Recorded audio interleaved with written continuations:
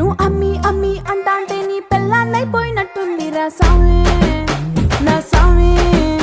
నిన్ను స్వామి స్వామి అంటాంటే నా పెనిమిటి లెక్క సక్కంగుందిరా సామి.